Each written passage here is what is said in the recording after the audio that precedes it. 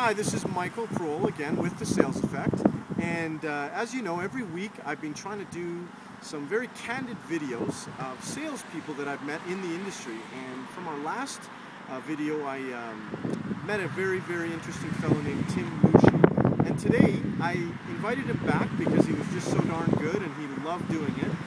We're going to be talking about sales obstacles, and we're going to try and focus on really three key areas. And hopefully you'll gain some insight from a veteran in the sales world, and it'll help you be a better salesperson. So the first question, Tim, that I have for you today is, when you first started out, and you told me you started this position about 11 years ago, going into sales. Going into the world of sales and not having any experience in it, what was the biggest barriers and obstacles you felt at that time? Well, I come out of a 3-year position where it was primarily a service-oriented position. So when I got into sales, it was really just a blank canvas. It was all brand new to me. I had a manager in a different city, quite a distance away, so it was kind of go in to learn on my own. It was primarily a hunter role, so I had to go and acquire new business. So for me, picking up a phone and cold calling was a bit of an obstacle. I was still trying to manage a little bit of a stuttering issue. Of course, there's some general nerves trying to get somebody's attention in like 10 or 15 seconds before they try to hang up.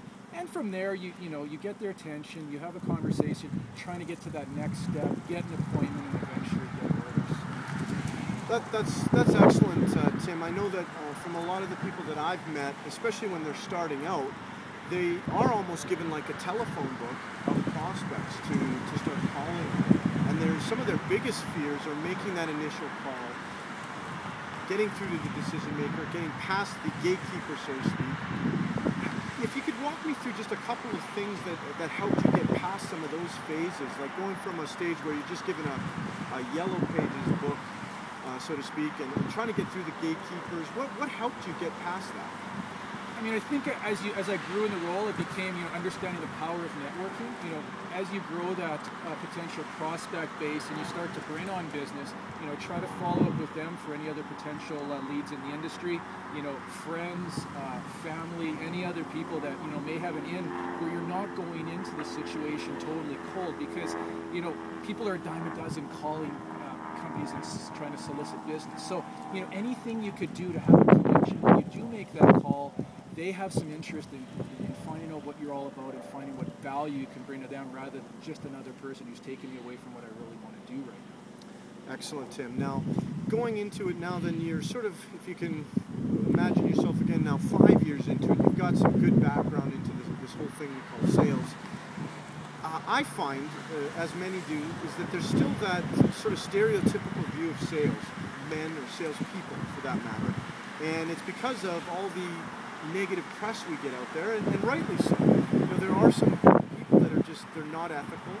They don't follow the professional standards of being a salesperson, and some might even argue that are there any professional standards of salespeople? But how do you get past that initial, if you will, impression that when you say, "Hi, my name's Tim and I'm an account executive," although they know, that's code for I'm a salesman or I'm a salesperson. So how do you get past that? How have you gotten past that? Or is that something you even think about?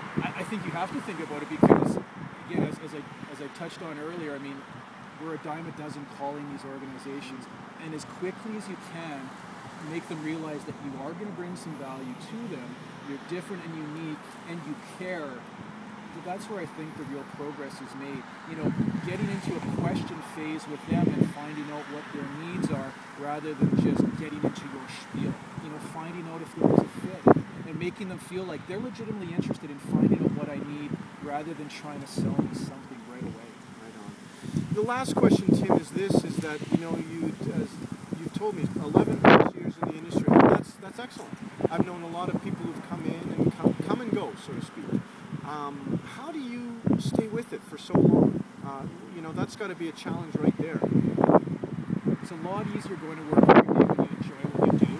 And if you evaluate society today, I think a lot of people don't enjoy what they do. But like, sales is within me. It's what I've always wanted to do. It's what I'm always going to do.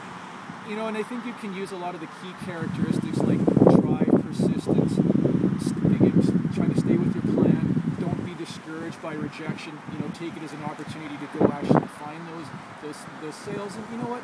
Just having fun and being positive and really enjoying the people you work with and network it with, and ultimately become your customers.